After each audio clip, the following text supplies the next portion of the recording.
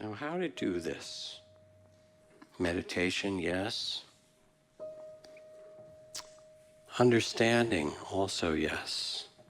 This from the Buddhist text, the words from one conversation, the Buddha says, "It seems as although we thought ourselves permanent, we are not.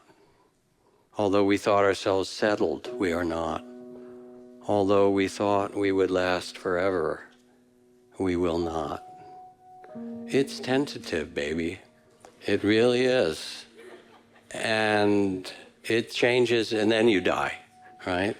But before that, if you're lucky, you get old, and there's a kind of, we live in a culture that likes to hide all that and have just young people on the covers of magazines, like you're always going to be like that. Good luck,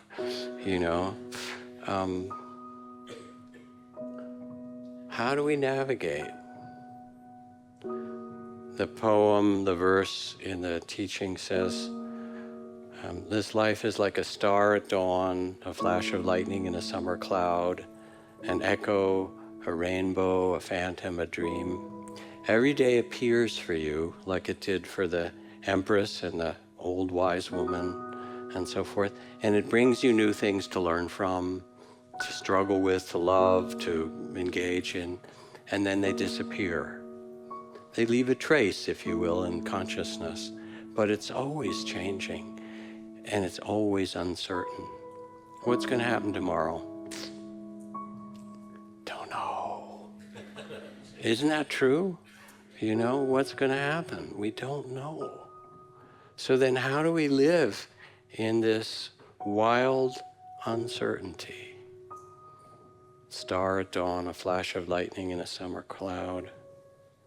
If we're really attached, me and mine and my things, if Abbot Anastasia, my point of view, again, Terry Dobson,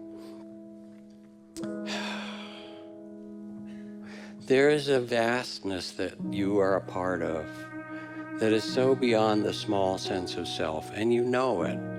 You know it at times when you make love, at times when, if you're lucky enough to, it's a wonderful thing. It is. It's pretty cool.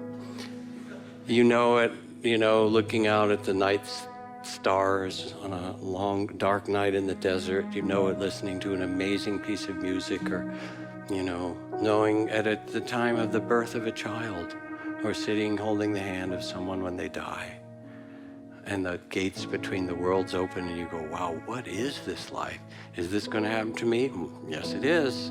Then what is it? What is it for? What is this mystery? And then they're open somehow in this vastness, some sense that you're not just this body. You're not, your body's changed. You were that little tiny baby body and a kid body and stuff. That's not you. It just isn't. You think you're made out of kale and burgers? It's just not your identity, right? You rent it, you get to use the body.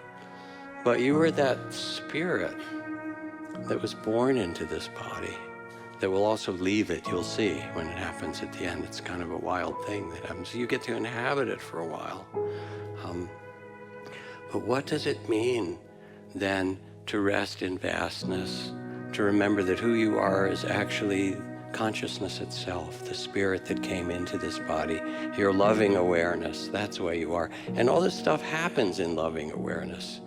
And you can begin to, in your meditation, you can begin to trust that the heart of loving awareness, which is compassion and understanding, is big enough to hold the whole dance. The joys and the sorrows, the gain and the loss, the pleasure and the pain, the beauty of it, and the ocean of tears. You are larger than you think, way bigger, larger than you imagine.